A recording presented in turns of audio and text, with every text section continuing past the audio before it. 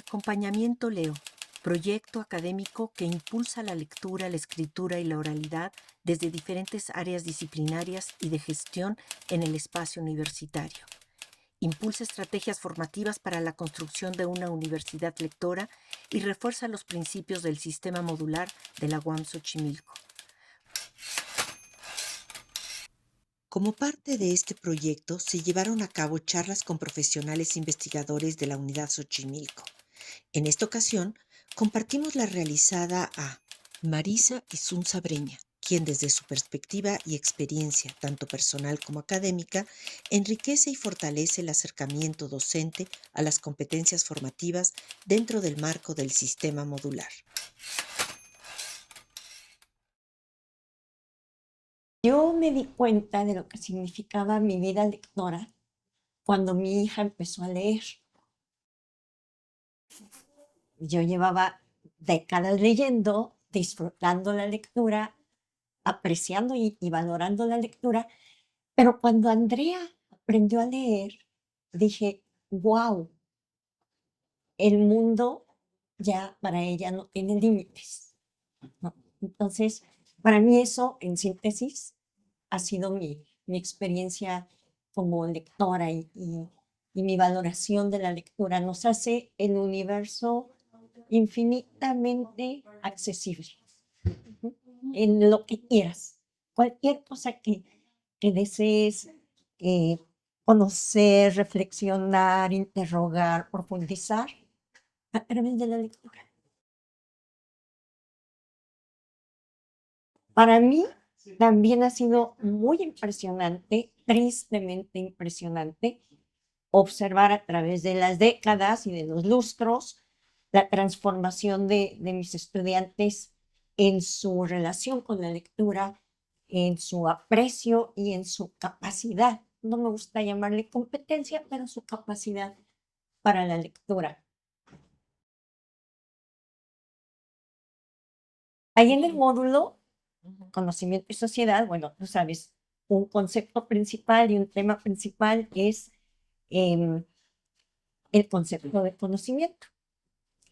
Entonces, cuando en el módulo, en el programa de módulo, sobre ese tema, sobre lo que es la ciencia específicamente, el conocimiento científico, tenemos la lectura como lectura básica de 2 o 3 capítulos nada más de un libro de divulgación de Sagan que se llama, ¿cómo se llama el libro de Sagan? Porque no me acuerdo. Ahorita nos acordamos.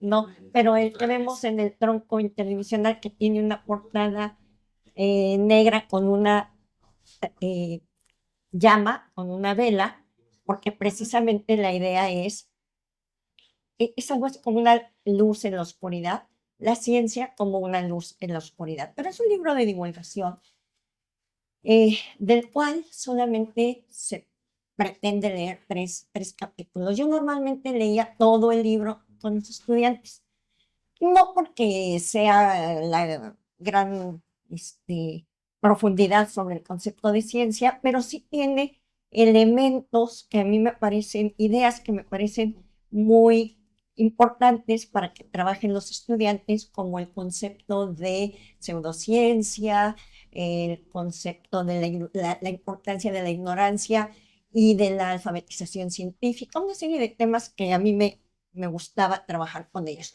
Pero además, yo trabajaba hace 20 o 30 años, tal vez, estos dos libros. Uno de León Olivé, con un enfoque mucho más epistemológico y filosófico profundo. Se llama El bien, el mal y la razón. Y este otro de Luis González de Alba, que se llama La ciencia, la calle y otras mentiras, que trata los mismos temas, pero a nivel de divulgación. Y trabajaba yo los dos libros con mis estudiantes. E íbamos viendo temas por temas, primero acá y después acá y acá. Así.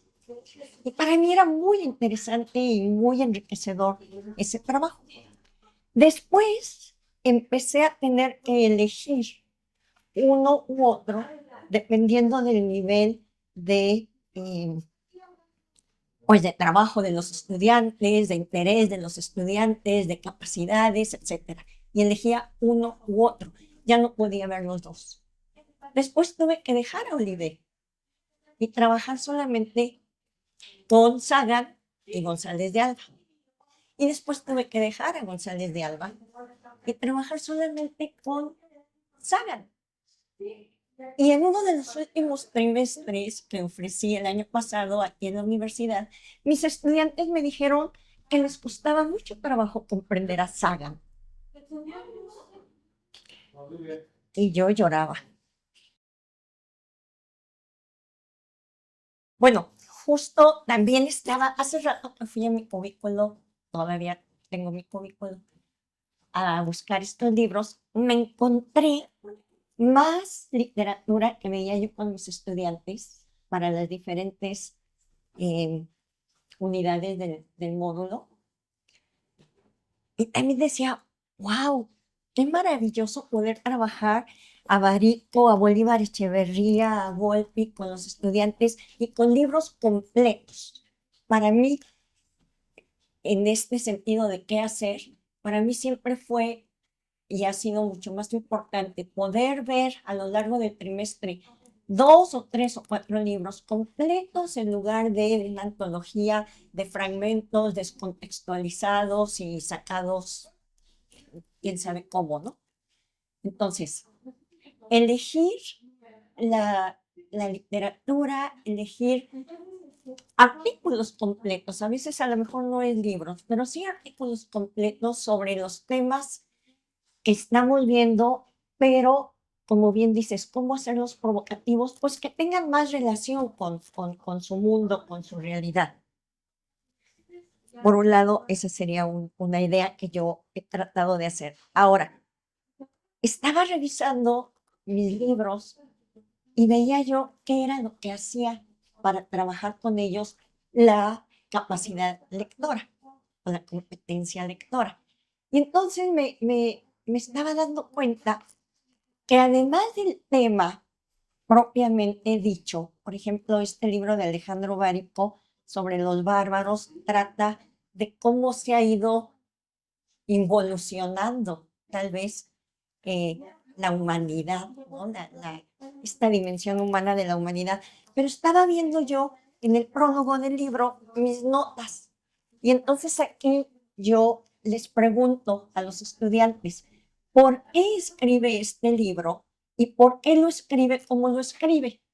Y entonces lo que yo he hecho siempre es, paralelamente a trabajar la temática del texto, trabajar la capacidad y la comprensión lectora a través de ese tipo de, de preguntas, de reflexiones que van pues más allá del tema propiamente dicho. También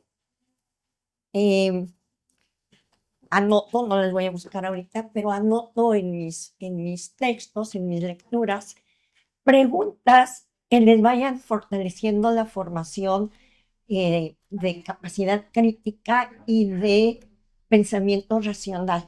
Por ejemplo, ¿cuál es la hipótesis que trabaja el autor sobre no sé qué? ¿Por qué aborda este ejemplo para tal cosa? Y son preguntas que voy poniendo al margen del texto y elaboro guías de lectura y las voy introduciendo. Y hago mucho énfasis en el desarrollo de la capacidad, no solamente en repetir el tema y el contenido. Siempre elaboraba guías de lectura que les entregaba yo con anticipación. Les pedía que las resolvieran de manera individual y por escrito y que las llevaran como material de trabajo para las sesiones grupales. En las sesiones grupales pues, solíamos hacer discusiones en pequeños equipos sobre la guía. A lo mejor no toda la guía porque podía ser muy larga, pero ya yo elegía preguntas clave que íbamos a discutir dentro del aula. Eh, y bueno, ahora sí que dependiendo del grupo, de el estado de ánimo de todo mundo y del día y de las circunstancias, pues podíamos hacer ejercicios más o menos diversos y a lo mejor algunas veces más divertidos, algunas veces menos. Eh, usaba mucho voy a llamarle periódico mural, ¿no? Compraba yo habitualmente esos rollos enormes de papel craft y tapizaba yo el salón bueno, más bien trabajábamos en el suelo. Primero trabajábamos en el suelo, ya fuera para que hicieran su periódico mural, su mapa conceptual, la actividad que considerara yo útil o adecuada para el tema, y luego los pegábamos en la pared, y entonces todo el mundo iba revisando los trabajos de los diferentes equipos para ir haciendo entre el mismo grupo un análisis crítico del trabajo de los demás y poder ir viendo aciertos, errores, para no dejar nada más la tarea en palomeada, ¿no? Ya la hice, ahí está, sino revisarla y trabajar. Eso ya tiene que ver con este concepto de evaluación formativa y evaluación como apoyo para el aprendizaje, ¿no?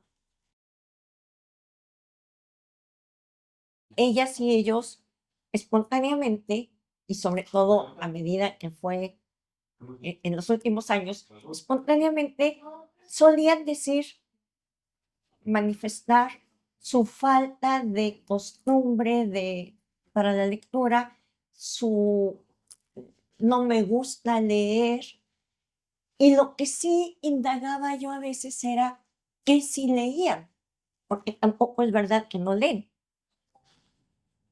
Y en algunas ocasiones o por algunas temporadas me di cuenta de que lo que ellos me decían era que leían, pues, libros un poco del género de autoayuda, quizá, eh, y novelas contemporáneas del tipo de moda, las sagas, ajá.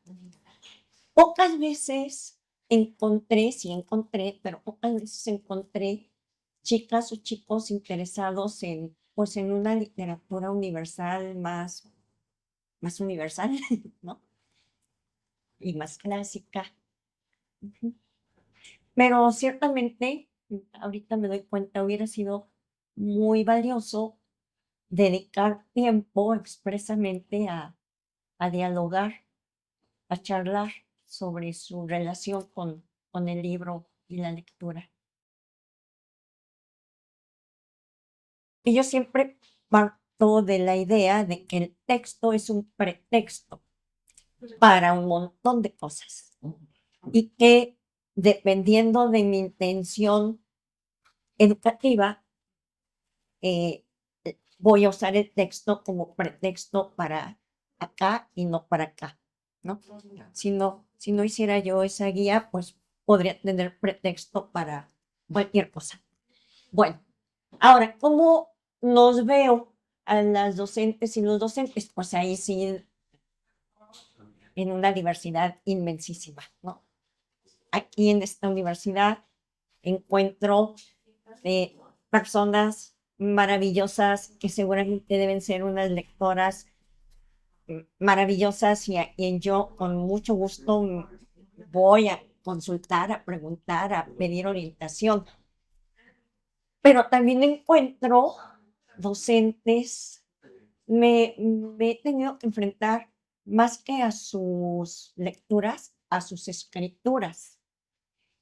Y cuando veo las escrituras de parte de los docentes, pues sí me asusto, porque está muy relacionada, ¿no? La lectura y la escritura. Y si no hay una capacidad adecuada para la escritura, tampoco sé muy bien cómo estará la de la lectura, pero difícilmente podemos entonces ir favoreciendo el desarrollo de estas capacidades en los estudiantes. Nuestros estudiantes provienen hoy de, y hay gente joven que a lo mejor me corrige o me dice que sí, proviene hoy de un sistema educativo en donde sus maestras y sus maestros ya tampoco tenían muy desarrollada la capacidad de la lectura y la escritura. Entonces, no necesariamente pudieron aprender a leer y escribir en la escuela. Y entonces, en lugar de quejarnos, pues tenemos que aceptar esa realidad, conocer esa realidad y responder a ella, hacer algo frente a ella. Creo que esas actividades que tú realizas de desarrollar la capacidad lectora en los estudiantes, pues es imprescindible, creo yo, que también nosotras, las docentes y los docentes, la vayamos desarrollando para incidir en nosotros mismos y en los jóvenes, ¿no? Entonces, ¿cómo veo en general? Nos veo como necesitadas, necesitados de desarrollarnos más en estas capacidades y capacitarnos para desarrollarlas en nuestras estudiantes. Sí observé mucho que la capacidad escritural y de expresión oral de mis estudiantes es muy diversa. Si ellos escriben sobre sí mismas, sí mismos o sobre algo que nos interesa, escriben bien bonito y con mucha corrección y con fluidez. Yo solía pedirles también una serie de escritos, además de los académicos del programa, su propia autoevaluación. Por ejemplo, cada día yo les iba anotando a lo largo de la sesión las palabras que yo sabía que no conocían, las anotábamos en el pizarrón para que ellos fueran haciendo un glosario diario. Diario sacábamos 2, 3 palabras. Y a la mitad del trimestre yo les decía, a ver, van a hacer ustedes una reflexión sobre lo que ha sido para ustedes el trimestre hasta hoy, utilizando todas esas palabras nuevas que han ido conociendo a lo largo del trimestre. Y hacían cosas divertidísimas y bien bonitas, ¿no? De repente había unos casos excepcionales muy raros, pero en general escriben muy bonito. Cuando hacían los trabajos académicos, pues ya después de haber superado el asunto del pegado y parchado y todo eso, ya empezaban a escribir sus propias paráfrasis, pero bastante mal. Entonces había que trabajar mucho, sobre todo la cuestión de la lógica, de cómo ir armando las ideas.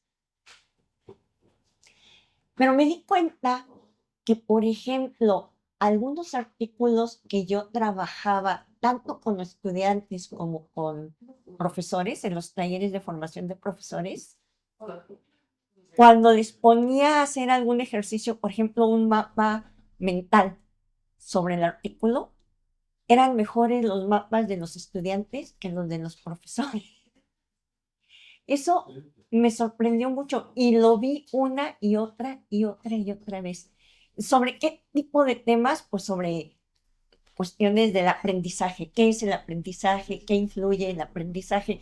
Temas que no eran habituales ni para los estudiantes ni para los profesores. Y solían ser mejor las escrituras de los estudiantes.